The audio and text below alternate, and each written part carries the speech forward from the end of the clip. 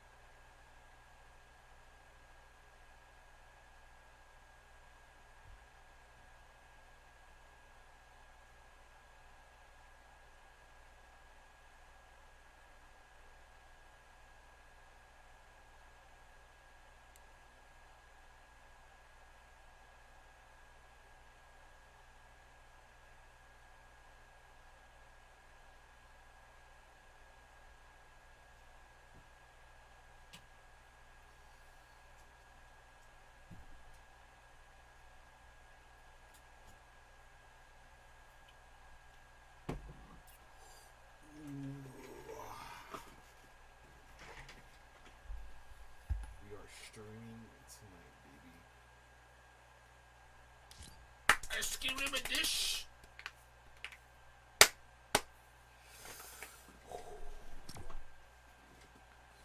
I'm fucking ready, bro. I'm fucking ready. Where is my pipe? Supply of this pipe. Why am I piping?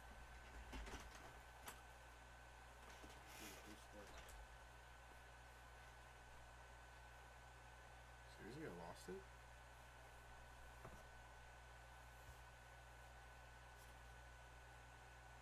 Well, ain't that a son of a bitch? Oh, nope.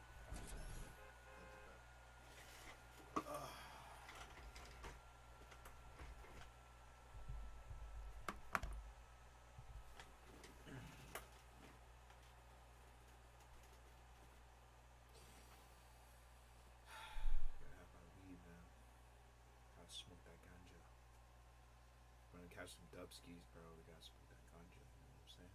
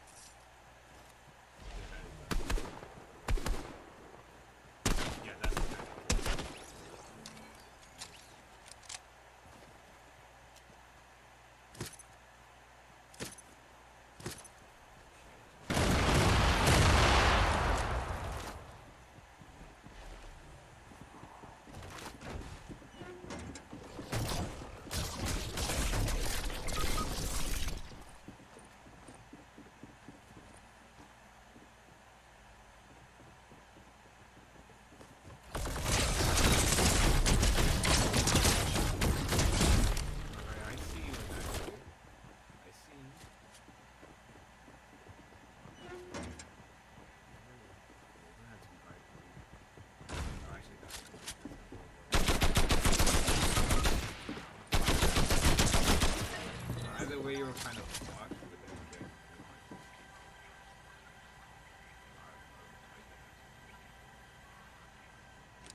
At least we got some nice. Revive him. Revive. He's about to die. He's about to die, dude. Oh, you gotta revive him. Yeah, revive him. He's the snapshot.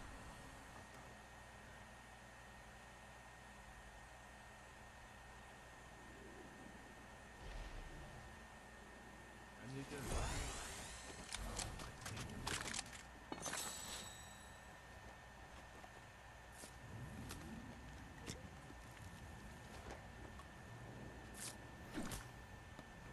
That's my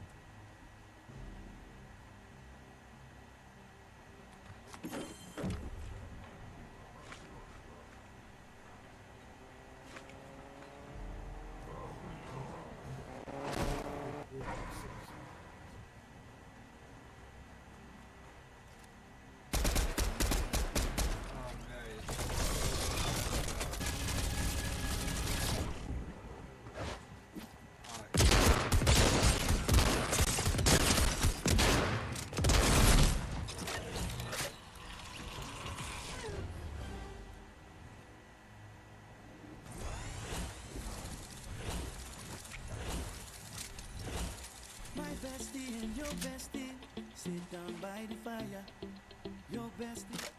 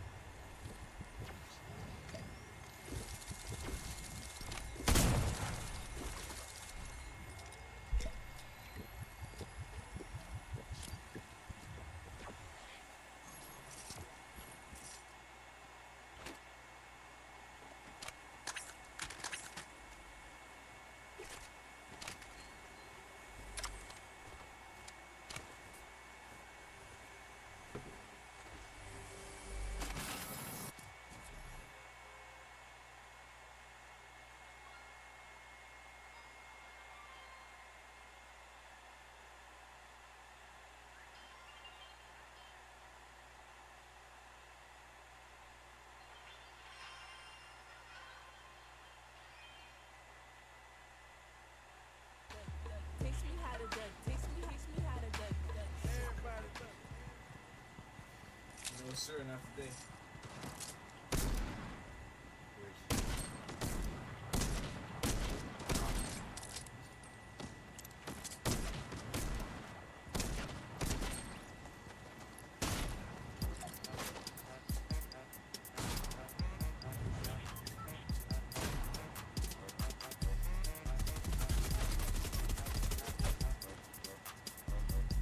Oh yeah.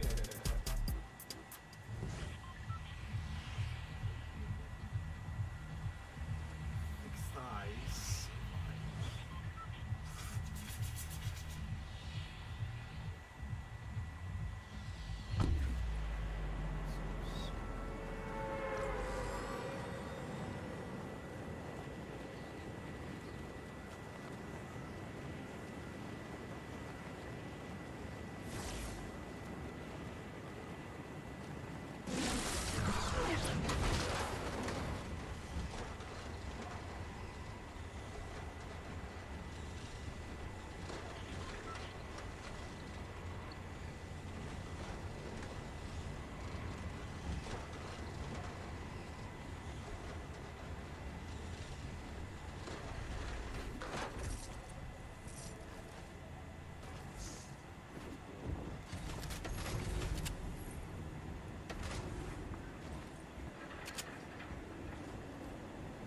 Can I make it? Oh.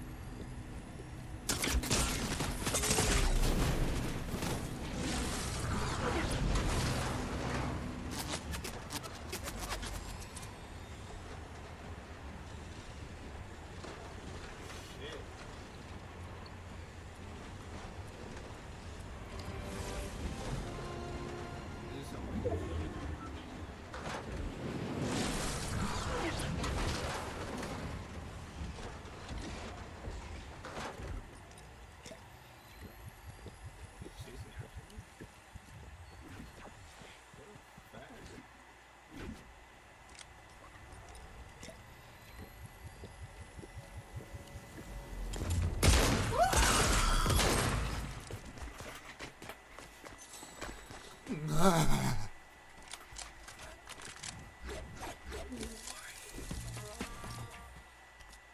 wild as shit. Bro, just looking at them. Why? Why are they working together? That's wild as shit, bro.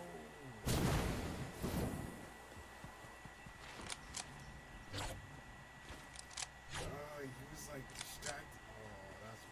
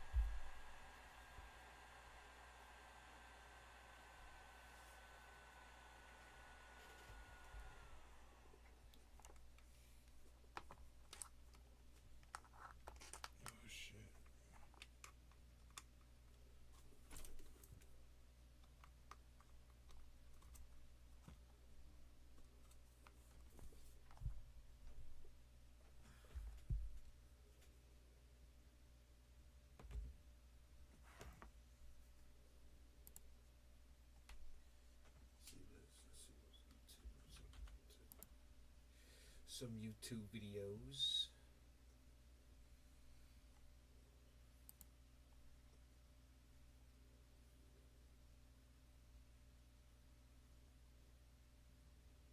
Alright, so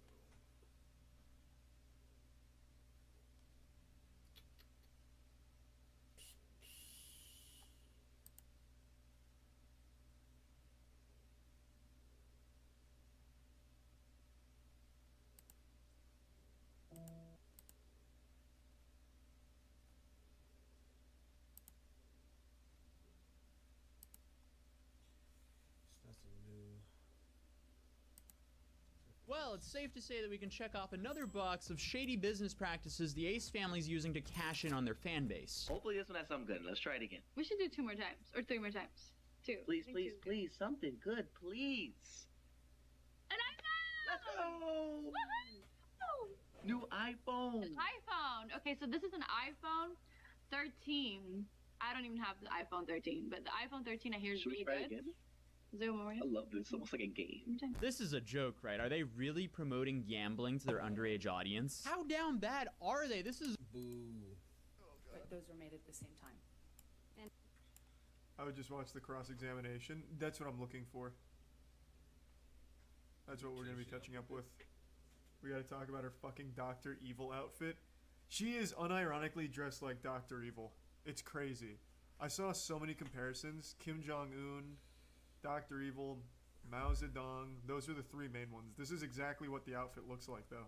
She looks like an angry dictator wearing this. I don't know who is like guiding her here. I don't know what the fuck they're doing. They must be a real big Johnny Depp fan. Those are some weird clothing choices. I can't even imagine why she would choose these clothes. It makes no sense. Yeah, so all I know going into this, I tried to avoid spoilers. I know they caught Amber Heard on her lie about donating the $7 million that she got from the divorce settlement. She just kept saying she was pledging $7 million from the divorce settlement without ever actually donating it over the course of however many years she's been divorced from Johnny Depp, which is a pretty big lie to catch someone in. Just looks like an unbelievable asshole. He promised you you would never see his eyes again. Isn't that true?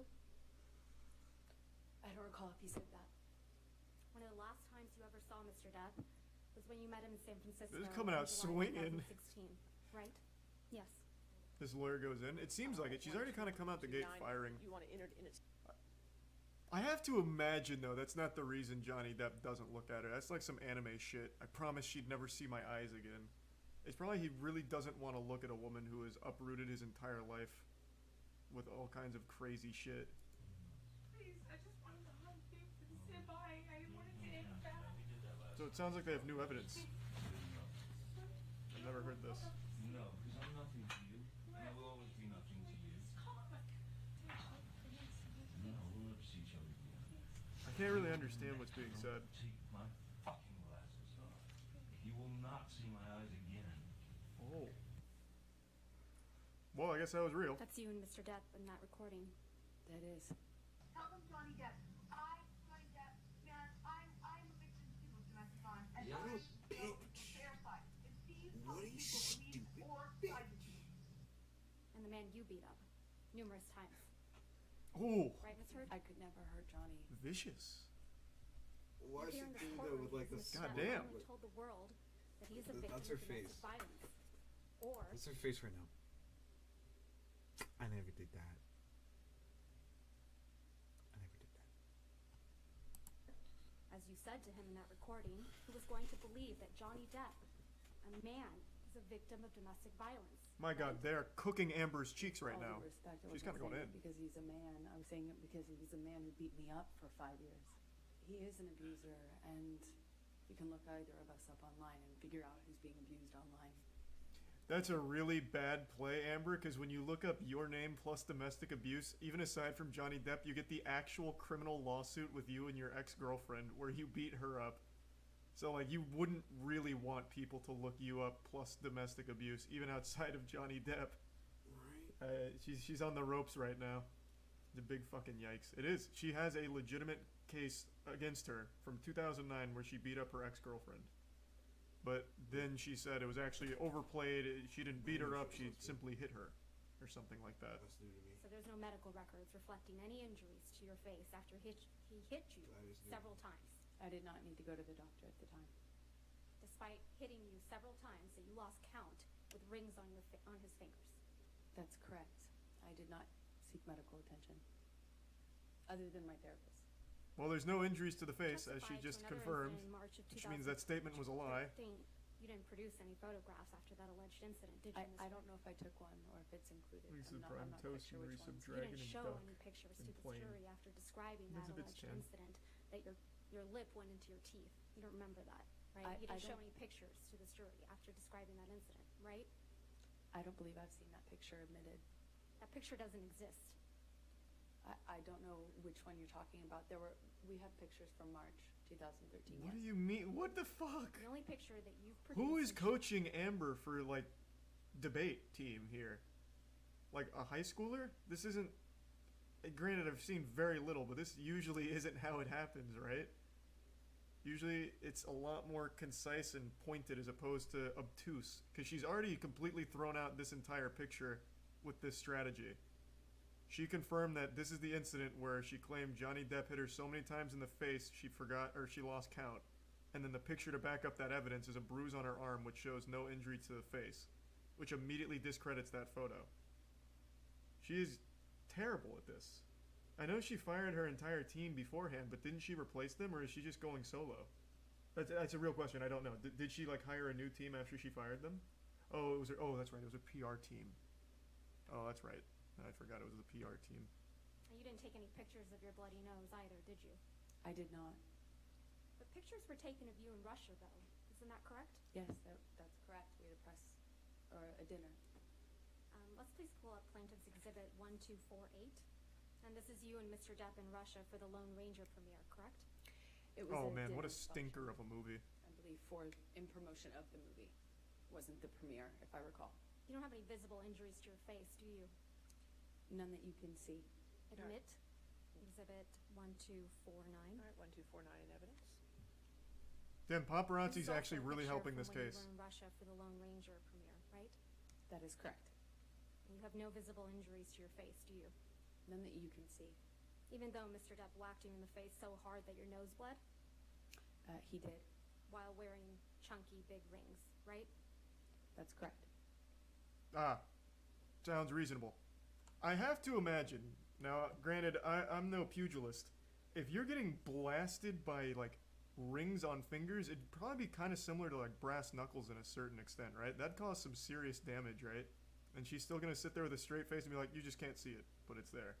This is only an hour and 55 minutes, and I feel like it's a speed run by dismantling half of her claims already. That's already through, like, 3 of them. Man, she's really going in. She said, alright, I'm going to take this down, but I also have a lunch scheduled for 3 hours from now, so let's make it quick. It also helps that Amber Heard's doing a terrible job at defending herself. And you haven't produced any pictures or any medical records reflecting a broken nose after the Met Gala in May of 2014, have you? I have given everything to my lawyers. Everything. I've turned over literally everything. You need to fire those Is it assholes your then. testimony, Ms. Heard? This is a picture of you and Mr. Depp. Man, that makeup really the fixed event that broken the night nose after right Mr. up. Depp allegedly whacked you in the face so hard that you thought he had broken your nose. He did whack me in the face, and I did think it broke my nose. Ice will cover up swelling? Ice reduces swelling. Normally, the swelling after that kind of injury is not as bad as you might imagine, and for me, What? it wasn't that bad. Bro, I have a picture of it. if you even get hit in the nose with, like, a basketball off of a bad pass, that shit puffs up. Let alone getting hit with a giant ringed fist. These are not good claims to be making, Miss Turd. Man, there are so many pictures. They came prepared. They did their homework. A picture you haven't produced or shown to did. this jury, right, Ms. Heard? I produced everything. But you haven't shown it to this jury. I would very much like to. It's not my job. And she hates her lawyers too. I mean, I would too after Yeah, this, to maybe be it's honest. right. Yes, that's fine. Pretty smart though to use the lawyers as the scapegoat, but also pretty stupid considering they're the ones that are trying to keep you $50 million not in the hole. Amber Heard using chug jugs before taking photos. Chug jug. Okay then. Yeah, I guess. Is she going to jail too? That's not the purpose of the trial. So no. Unless she somehow like implicates herself in a big way, like something straight out of a cartoon, like, yeah, I did it and I'll do it again too, and then lunges over at Johnny and starts beating his ass. There's a chance she may with perjury. I highly doubt. I mean, granted, I haven't finished this, but I don't think there's any case of perjury against her, is there? Oh wow. Amber Heard perjury investigation continues. Holy shit. And a dog smuggling lawsuit. Don't know what that is. I was checking on my phone after the event to make sure that you couldn't see anything. Your testimony was that you were checking in the car on the way to the event to make sure that there were no marks on your back. Perhaps I misspoke or misunderstood. It was on the way back from it. Was after I was concerned. Concerned that there would be marks in any photographs since we were being photographed at Johnny's press event. This is you in the backless dress at the Mordecai premiere in Tokyo, right? That is correct. And you would agree that there are no bruises or visible marks on your back in this picture? No, not that I could see. I'll show you one other photo. If we could please have Plaintiff's Exhibit 1257. I see a mark. That's what I was wondering. I thought this was a scratch, and I was like, oh, so she did have a scratch. But I'm guessing this is a tattoo? I don't know what that is. It is a tattoo? She has red text tattoo? Oh, it's just actually supposed to be red. Why? That's weird. I've never seen red text tattoos before. Makes it hard to read, I imagine. He's a tier 1 grade, tier 1 red, and tier 1 Wambra man. There's some Quick and Kyle and Shoe.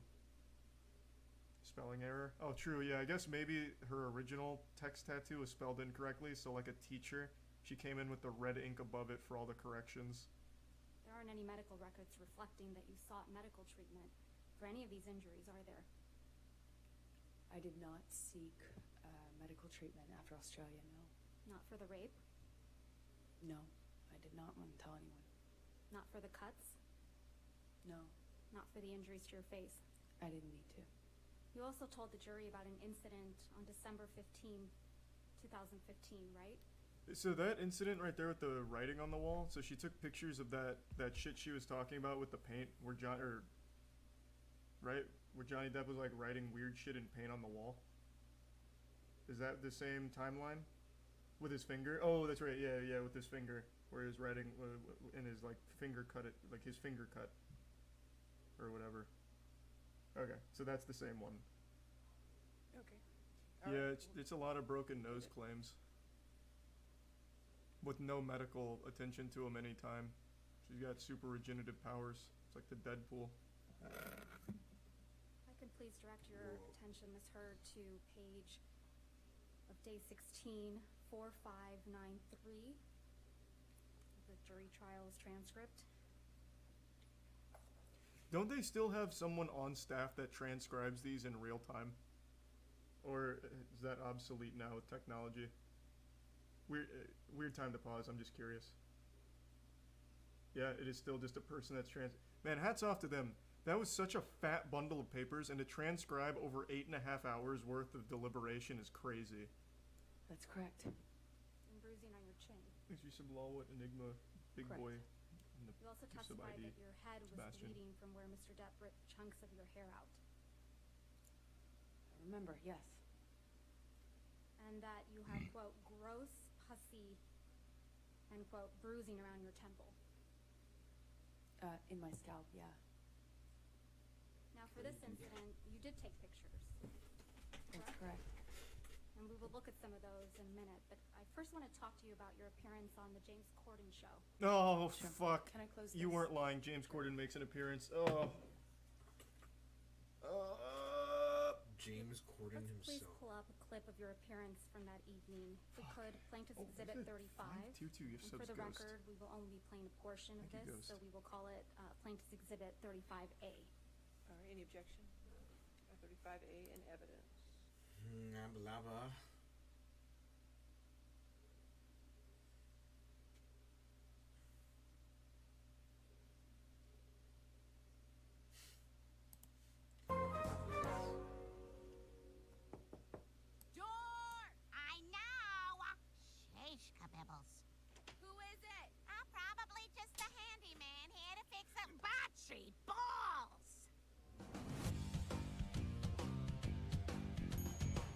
Hi there, young lady. I'm Jamie, the handyman. I heard you had a hole that needed to be filled. Yes. Is that a big job? Nothing my caulk can't handle. So you just fill the hole with your cock? Yes, it's very thick, and it stays hard forever. We have liftoff on Operation Thirsty Housewife. Repeat, we have liftoff.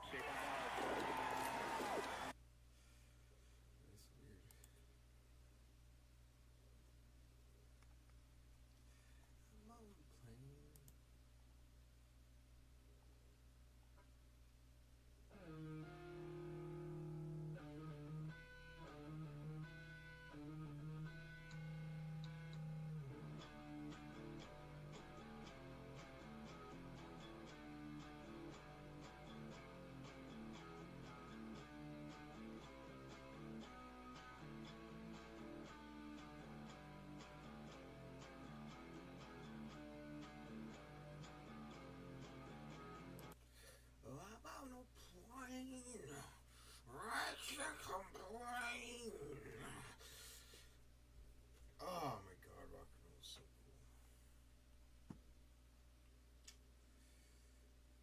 Oh shit, before they were famous. Okay. There he is in front of Mojo's. Most people, they eat to live, but speed eating competitor Matt Stoney lives to eat. I mean, how else could you possibly explain this dude's ability to crush 14.5 pounds of super sweet birthday cake in just 8 minutes? Matt first began competing in Major League Eating events in 2011, and by 2015, he was shocking the world by defeating the then 8-time champion Joey Chestnut at Nathan's infamous international hot dog eating contest. Since then, Stoney has taken his passion for food and turned it into a full-time career by maintaining his spot as one of the world's top-ranked competitive eaters. If you already know how many hot dogs it took for Matt to unseat Joey Chestnut as the world champion, then drop the number down below. Wow, what a crazy sentence. But if you are wondering how Matt went from an underfed and scrawny college student to a man who can pack away 25 Big Macs in just under 22 minutes, well, you're about to find out on our newest episode of Before They Were Famous. Nick can eat.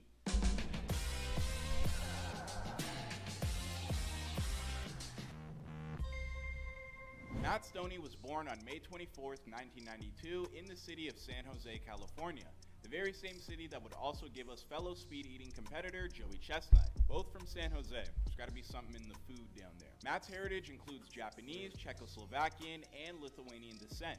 His father, Dorian Stoney, worked as a procurement manager for a computer company, while his mother, Kathy, stayed at home to raise Matt and his younger brother, Morgan. Now, believe it or not, Matt never really planned on entering the world of competitive eating. It just kind of happened that way. I kind of wonder, though, who sets out to be one of the best professional eaters in the world and, accomplishes that? I want to know, who's the LeBron James, aside from Matt Stoney, of competitive eating? It's pretty crazy. One summer when Matt was 17, he and his family were vacationing in Hampton Beach, New Hampshire. That's when he heard of a lobster roll eating contest that was taking place at a restaurant only 5 minutes away from where he was staying. At the time, Matt was not much more than a broke high schooler attending Evergreen Valley High back in San Jose. So he decided to enter the contest that offered a $1,000 grand prize. Much to his surprise, he wound up defeating the man who was favored to win by half a lobster roll. And from that point on, I suppose you could say that Matt developed a real appetite for competitive eating. There's some ex-pros that run around just sniping these small events and just cashing in a little bit. I don't like the but whatever. Right. They do them, But I ended up beating them by half a lobster roll, and I just remember sitting there. I was working a summer job. I made more doing that contest than I did the summer job. So I got to just keep doing this, After high school, Matt went on to become a student at Mission College in Santa Clara, where he majored in nutrition, something that would quickly become pretty damn ironic when Matt began stuffing his mouth full of calorie-loaded food as often as he possibly could. During college, Matt was still pretty broke, so to keep himself from starving, he began entering local food eating competitions where the prize was usually something simple like a free t-shirt. And now that he found a way to help support himself, Matt decided to dedicate himself to becoming the best competitive eater in the entire world. About a year after winning his very first amateur title, Matt registered with the Major League Eating Association so that he could participate in sanctioned competitions all over the world. To do so, Matt had to put his nutritional studies on hold, something that raised a couple of concerns from his parents.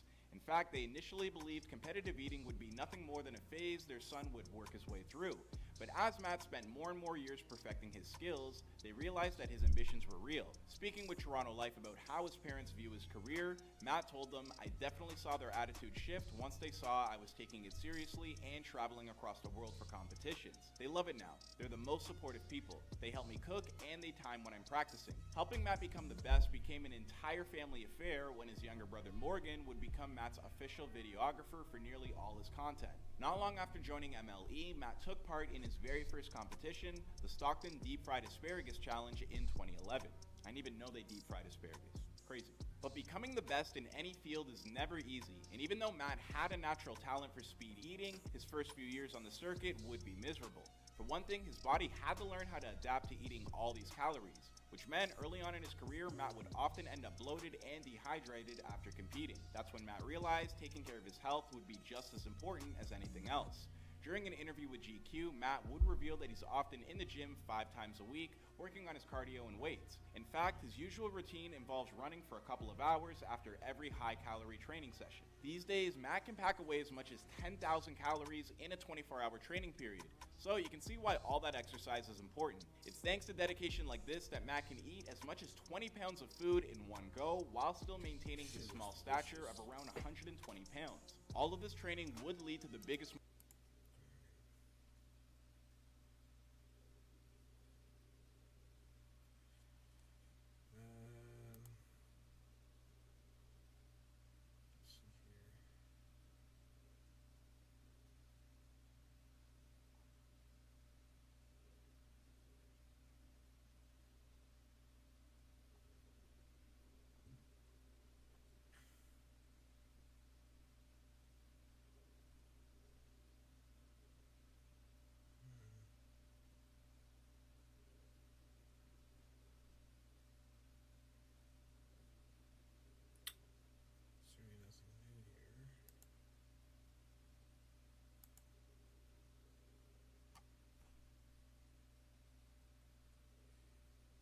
late at night. Let's watch like some sort of like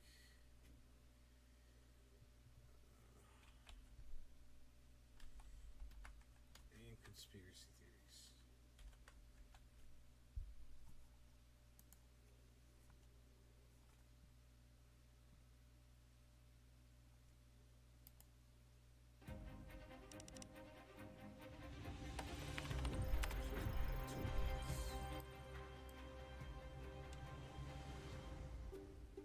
In the early 1950s, U.S. planes were conducting low-flying recon missions over the USSR, but there were constant worries of them being spotted and shot down. So, in 1954, President Eisenhower authorized the development of a top-secret, high-altitude recon aircraft, dubbed Project Aquatone. The program required a remote location that wasn't easily accessible to civilians or spies. Area 51 fit the bill perfectly. It was in the Nevada desert near a salt flat called Groom Lake. No one knows exactly why it's called Area 51, but one theory suggests it came from its proximity to the Nevada nuclear test sites. The Nevada test site was divided into number-designated areas by the Atomic Energy Commission. The location was already familiar territory for the military, as it had served as a World War II aerial gunnery range.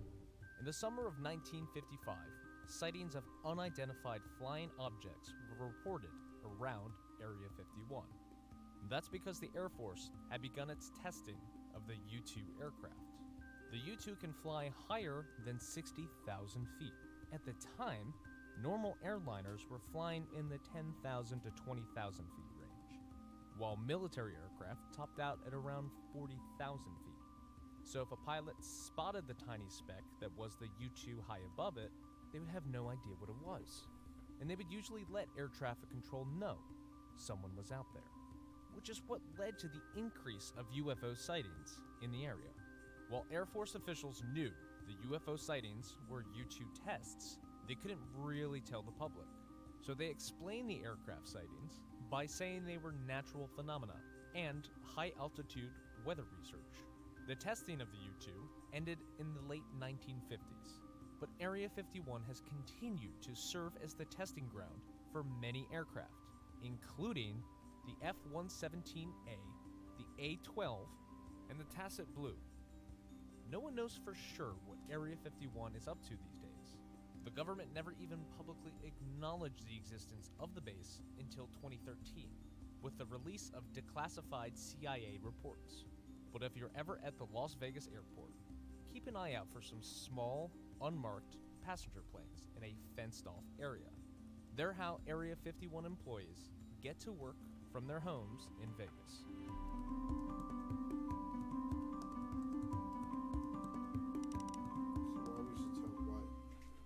Why would you tell the world that? No, they need to find a different way. Stupid.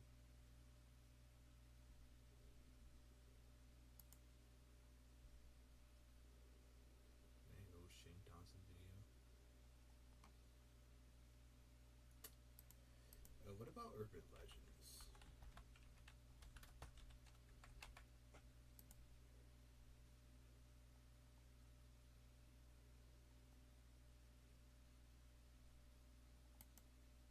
We're back with another Urban Legends video. We've done a few of these now, and the response has been pretty amazing. You guys seem to want to hear more and more creepy urban legends from every single country around the world. If that's the case, let me know which country you want to hear about next. But for now, we're talking about a little country that you may have heard of before, the United States of America. My name is Danny Burke, and this is the top 10 scary American urban legends. Just before we get into this video, I want to say thank you to our sponsor for this video, which is the Dollar Shave Club. That's why I'm holding this razor. If you guys don't know who they are, Dollar Shave Club have basically become the only smart decision when it comes to shaving any hair on your body. They basically realize that everyone is sick of how many options there are at stores these days when it comes to shaving products. You guys ask someone there at the store and they just don't know anything about razors or shaving. Dollar Shave Club are the experts who made the whole thing so simple. They send you the very best shaving kit for a low price that will make you wonder how other companies have got away with scamming everyone for just so long. When I first started growing my beard many years ago,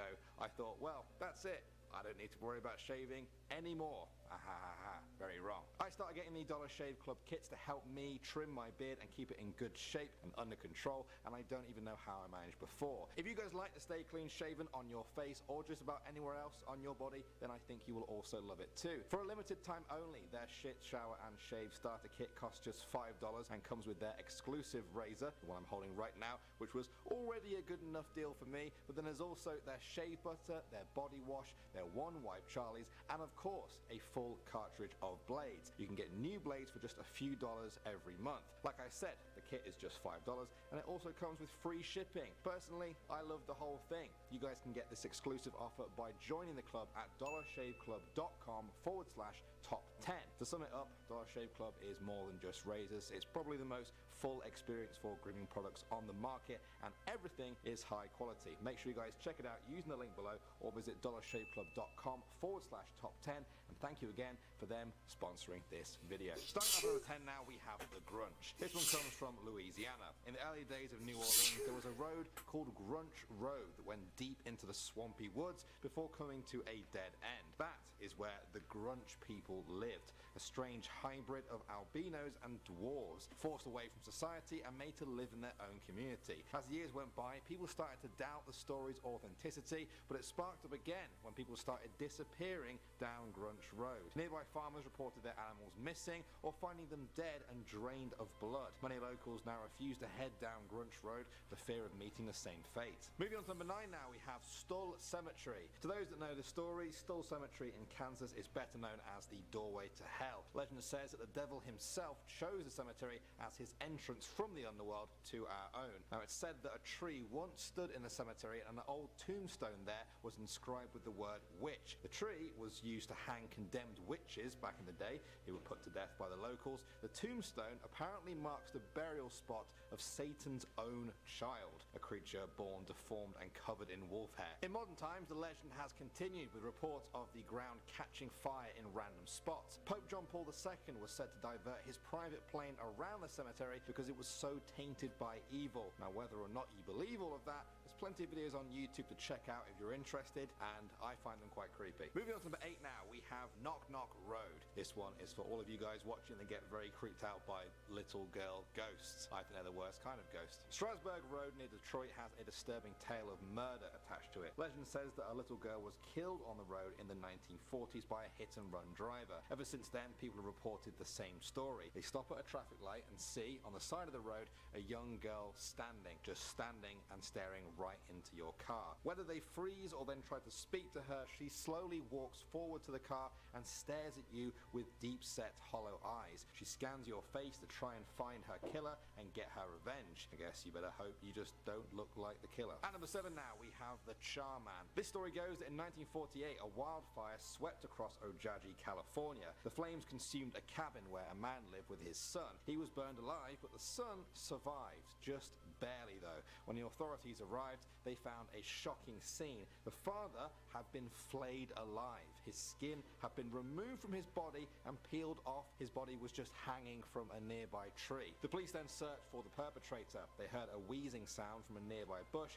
and then suddenly the son just bolted out of it. The overpowering smell of him stunned the officers, and in that moment the boy ran into the trees and then escaped into the hills. In the years since then, many locals have said they've seen the Charman in the woods, horribly disfigured by his burns and tormented by his past. He's said to creep up on the tents of innocent campers in the hills, waiting for them to fall asleep. Coming at number 6 now, we have Hell's Gate Bridge. This one comes from Oxford, Alabama. The story goes that in the 1950s, a young couple crashed their car off the side of this bridge and drowned. Now, some locals believe you cross the bridge at your own peril. One story is that if you drive your car out to the middle of the bridge and then turn off all the lights, the couple will appear in your car just sitting behind you. When you turn around, they'll be gone, leaving a wet seat behind. The other story is that if you drive over the bridge and then look over your shoulder about halfway through, the scenery behind you turns into a portal to hell, just spouting fire and flames. Now, whether or not you believe all of this, it's enough for some people to just look for a different way to cross the river. Moving on to number 5 now, we have 100 Steps Cemetery. This is located in the town of Brazil in Indiana.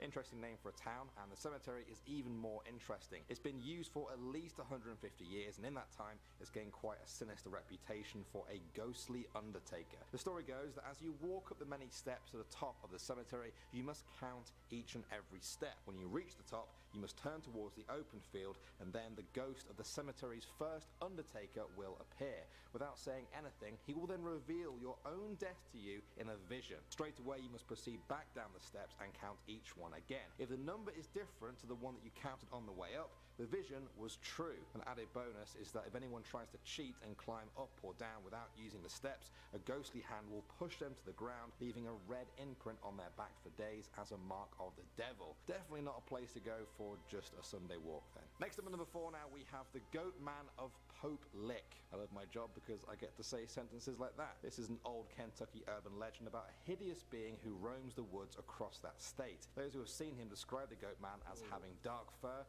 pale skin, goat legs, and twisted horns. Some people say he was an escaped circus freak. Others say he was a farmer who tortured goats for Satan. Satan then repaid him by turning him into a tortured goat himself. The Goat Man is said to hide under the rusty bridge that crosses Pope Lick Creek in Louisville. Legend says he lures people onto the train tracks there and then takes pleasure in them being hit by oncoming trains. Please don't go looking for this one though, guys. In 2016, a woman actually fell to her death from the bridge while looking for the Goat Man. At number 3 now, we have Slaughterhouse Canyon. With a name like that, you know it's not going to be a pretty story. During the 1800s gold rush, a family lived in the canyon there in a little wooden shack. Every day was the same. The husband would set off into the mountains to search for gold and food for his family. Then, one day, he just didn't come back, presumably injured or killed by animals, the mountain, or even other humans. His wife waited for her husband for weeks until the whole family began to starve. Driven mad with the hunger and her children's cries,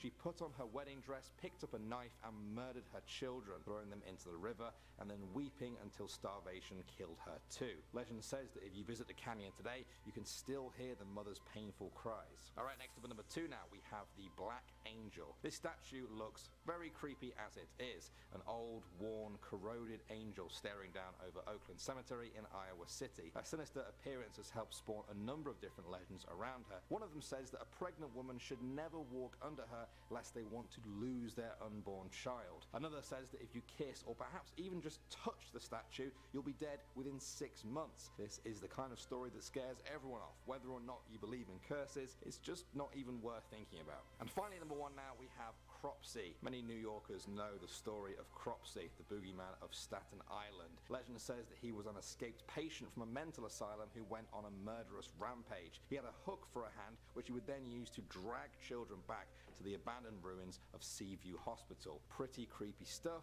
but here's where it gets really scary. Many parents would tell this story to their kids to scare them into being cautious about strangers, even if they didn't really believe the story themselves. But then, in the 1970s, a real killer called Andre Rand really did start hunting children in a very similar way. Was he using the Cropsey legend as cover? Either way, people now take the legend a lot more seriously. Wow, America, you kind of creepy. You really are kind of creepy. What did you think? You and your friends are gathered around the campfire. If you're brave enough, you can summon the vengeful spirit of Bloody Oh, this is just stupid. The infographic show is just like, why?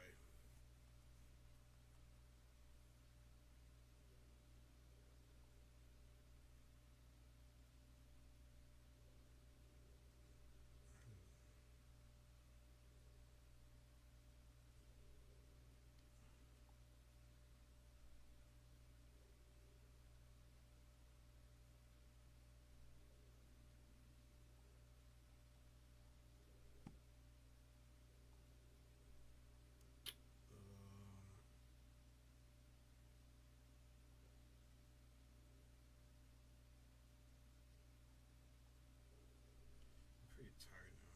That's what I understand. Alright, y'all. Peace out.